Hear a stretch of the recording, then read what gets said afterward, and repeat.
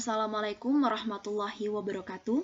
Perkenalkan, nama saya Nurjana, Stambuk A40120021, kelas A dari kelompok 1.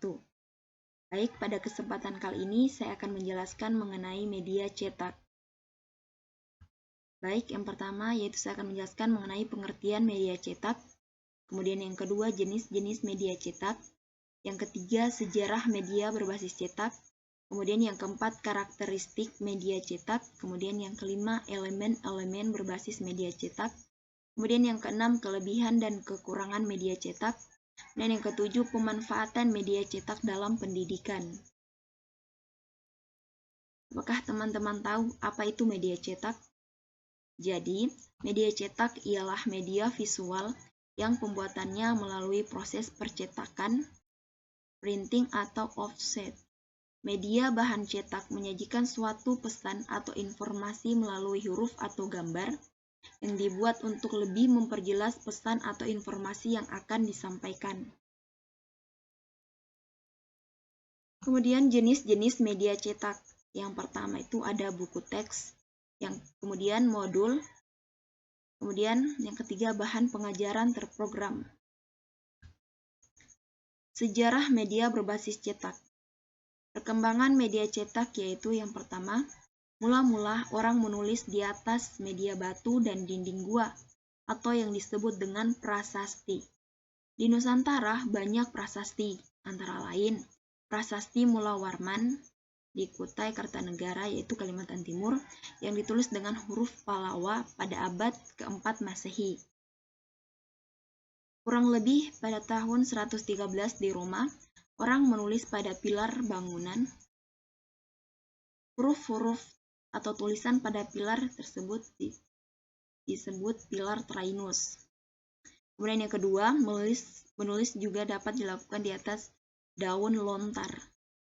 Kemudian yang ketiga, orang Roma menulis di atas media kulit kambing atau kulit domba yang sudah dikeringkan, atau biasa disebut dengan velum atau perkamen. Kemudian yang keempat, semakin manusia maju peradabannya, semakin ditemukan media yang mudah dibawa atau digunakan untuk menulis.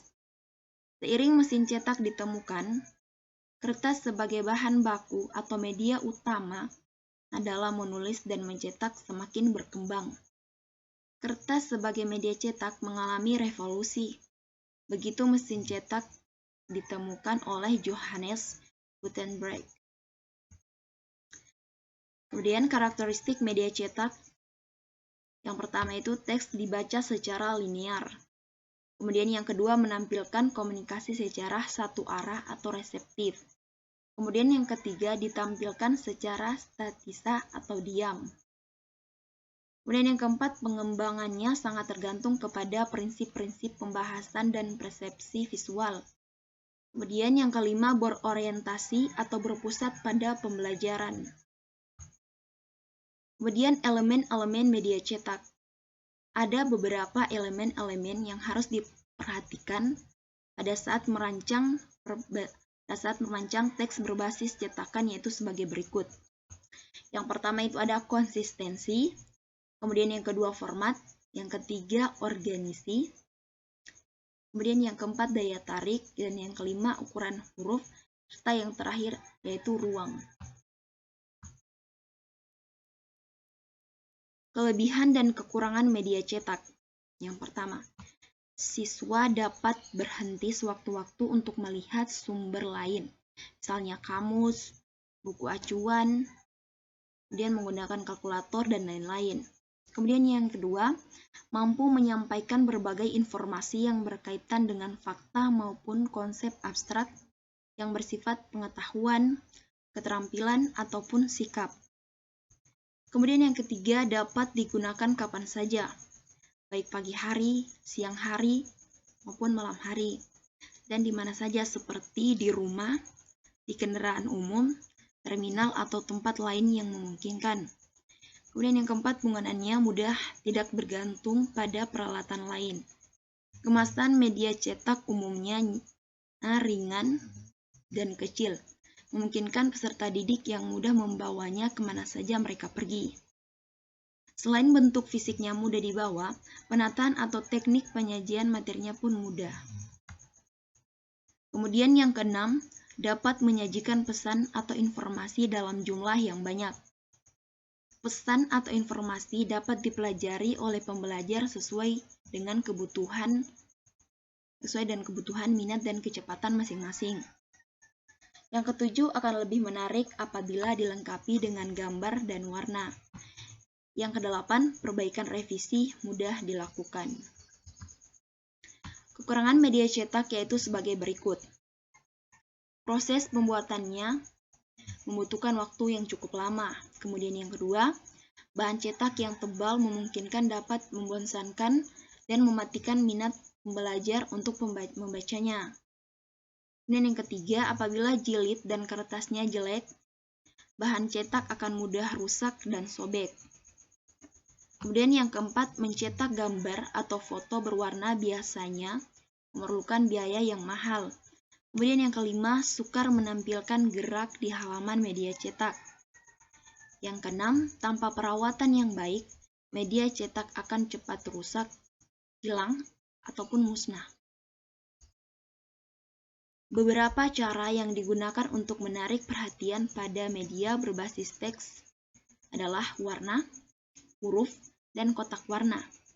Digunakan sebagai alat penuntun dan penarik perhatian kepada informasi yang penting.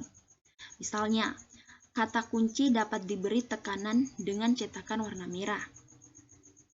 Selanjutnya, huruf yang dicetak tebal atau dicetak mirip memberikan penekanan pada kata-kata kunci atau judul. Informasi penting dapat pula diberi tekanan dengan menggunakan kotak. Kemudian, penggunaan garis bawah sebagai alat penentu sedapat mungkin dihindari karena membuat kata itu sulit untuk dibaca. Penerapan media cetak dalam pendidikan. Media cetak, khususnya modul, merupakan media yang utama yang digunakan dalam pendidikan.